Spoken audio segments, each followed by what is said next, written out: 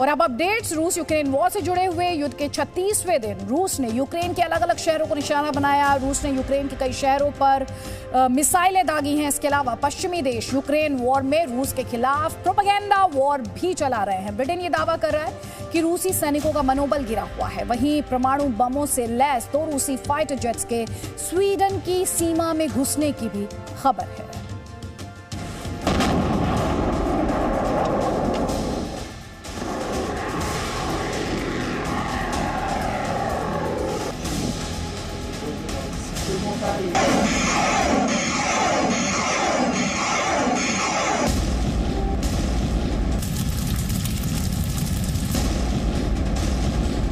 Ukraine पर रूस का प्रचंड प्रहार जारी है। रूस की इस्कंदर मिसाइलें यूक्रेन के अलग अलग शहरों पर कयामत बरपा रही हैं।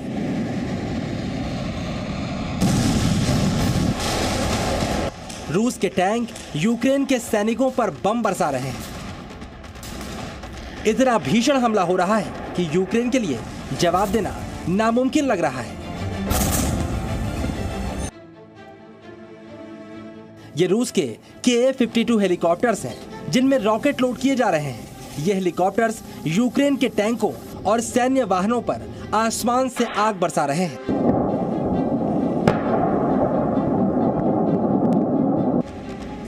टर्की में बातचीत के बाद इस बात के संकेत मिले थे कि रूस के हमलों में कमी आएगी, लेकिन यूक्रेन के अलग अलग शहरों में धमाकों की आवाज कम नहीं हो रही।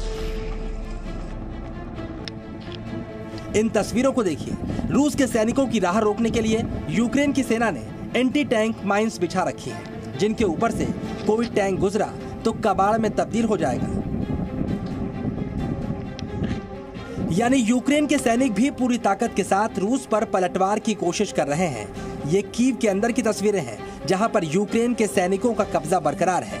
यहां पर भारी युद्ध के बाद तबाही के निशान दिखाई दे रहे हैं। ये यूक्रेन के इरपिन की तस्वीरें हैं। ये वो इलाका है जहां पर युद्ध में सबसे ज्यादा तबाही हुई। कीव के इस इलाके में रूस की सेना ने जोरदार हमला किया।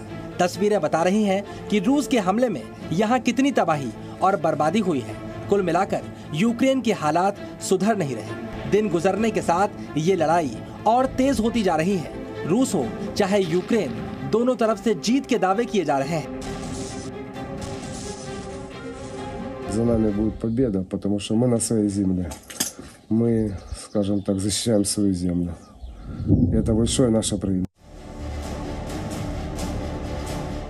फिलहाल ताकतवर रूस इससे इत्तेफाक नहीं रखता।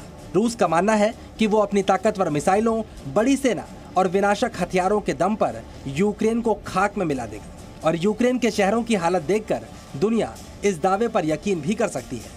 लेकिन एक तरफ रूस की सेनाएं यूक्रेन के शहरों को खंडहर में तब्दील कर रही हैं, दूसरी तरफ प्रोपेगेंडा वॉर भी चल रहा है।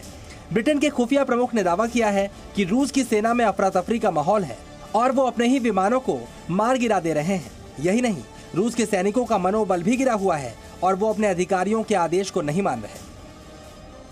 We've seen Russian soldiers, short of weapons and morale, refusing to carry out orders, sabotaging their own equipment. Presenting B News app, available on Google Play and App Store. Download it now.